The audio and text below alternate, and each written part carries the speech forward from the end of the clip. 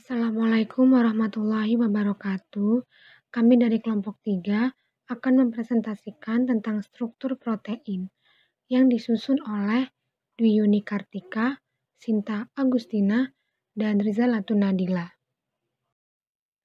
Struktur protein merupakan sebuah struktur biomolekuler dari suatu molekul protein. Setiap protein, khususnya polipeptida, merupakan suatu polimer yang merupakan urutan yang terbentuk dari berbagai asam L-alfa amino. Perjanjiannya, suatu rantai yang panjangnya kurang dari 40 residu disebut sebagai polipeptida, bukan sebagai protein. Struktur protein mempengaruhi fungsi protein. Protein memiliki struktur 3 dimensi yang rumit dengan tingkat yang paling sederhana yaitu sekuens asam amino atau disebut polipeptida. Campbell dan kawan-kawan pada tahun 2008 mengatakan bahwa istilah polipeptida tidak sinonim dengan protein. Struktur protein yang terbentuk bersifat spesifik sesuai dengan fungsinya, seperti enzim memiliki bagian sisi aktif yang berfungsi sebagai tempat substrat menempel untuk mendapatkan produk.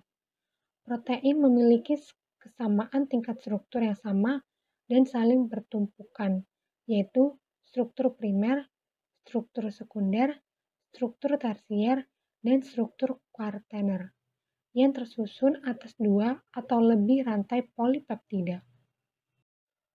Macam-macam struktur protein.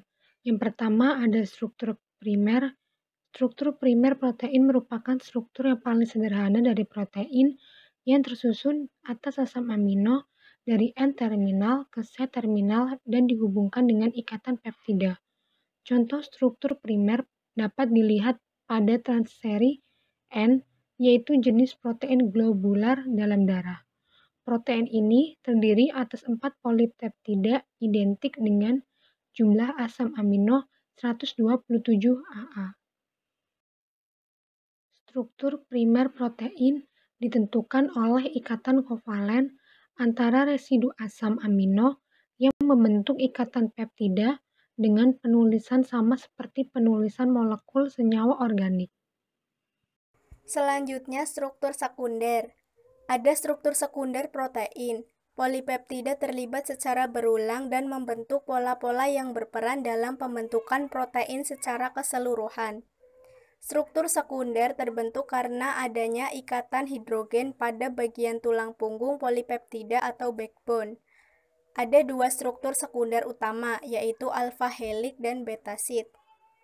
Selanjutnya masih pada struktur sekunder. Alpha helix berupa pilihan rantai asam amino yang berbentuk seperti spiral.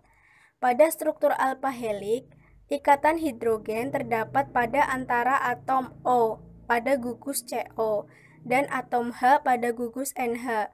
Contoh protein yang memiliki struktur alpha helix seperti pada protein struktural rambut atau alpha keratin. Beta sheet berbentuk seperti lembaran-lembaran yang saling terikat melalui ikatan hidrogen atau ikatan thiol, SH. Contoh protein yang memiliki struktur beta sheet seperti protein sutra pada jaring laba-laba. Yang kedua, masih pada pembahasan struktur sekunder. Yang pertama, lipatan dari struktur primer karena pembentukan ikatan hidrogen antara H dari gugus NH dengan O, dari gugus C ke O pada tulang punggung peptida atau protein. Yang kedua, akan memungkinkan terbentuknya konformasi spiral atau helix. Yang ketiga, bila ikatan hidrogen terjadi antar polipeptida, maka akan terbentuk rantai paralel berkelok atau konformasi B, sehingga membentuk struktur lembaran berlipat, pleated sheet. Yang keempat, terdapat 3 macam struktur sekunder, yaitu alpha helix, beta sheet atau lapisan beta, dan beta. Selanjutnya, bagian ketiga, struktur tersier. Struktur tersier protein merupakan gabungan dari aneka ragam struktur sekunder. pada struktur tersier menunjukkan bagaimana rantai polipeptida melipat sendiri akibat dari interaksi gugus samping atau R antara asam amino. Beberapa jenis interaksi yang terbentuk yaitu yang pertama masih pada pembahasan struktur tersier. Beberapa jenis interaksi yang terbentuk yaitu yang pertama, interaksi ion. Terjadi antara gugus samping yang bermuatan positif dengan gugus samping bermuatan negatif. Yang kedua, ikatan hidrogen. Pada struktur sekunder, ikatan hidrogen terjadi pada backbone polipeptida. Namun, pada struktur tersier, ikatan hidrogen terjadi pada antar gugus samping asam amino. Hal ini terjadi karena pada beberapa asam amino, pada bagian gugus sampingnya mengandung gugus seperti OH, COOH, CONH2, atau NH2. Selanjutnya, jembatan disulfida. Pada interaksi ini dapat membentuk ikatan protein yang kuat. Ikatan ini lebih kuat dibandingkan ikatan protein yang lainnya. Jembatan disulfida terbentuk pada asam amino bergugus samping sulfihidril. Struktur tersier ini terbentuk karena yang pertama, akibat interaksi struktur-struktur sekunder sehingga melipat atau folding dalam suatu rantai polipeptida yang membentuk struktur 3 dimensi. Dan yang kedua, distabilkan oleh ikatan kovalen dan non-kovalen, yaitu ikatan hidrogen, ionik, interaksi hidrofob, van der Waals, dan ikatan disulfida antar rantai samping rantai polipeptida.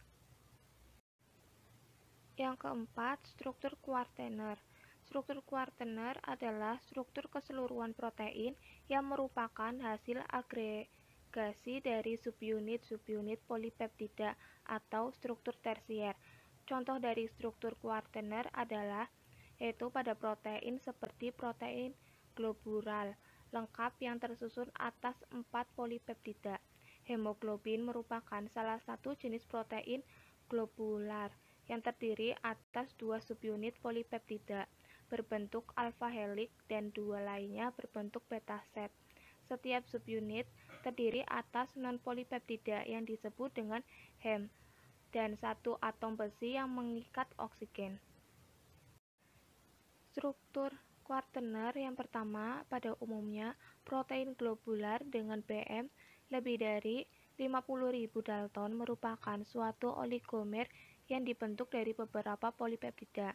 Dan yang kedua, sebagian besar protein oligomer akan mengalami disosiasi pada pH tinggi atau rendah atau dalam larutan urea atau larutan garam berkonsentrasi tinggi.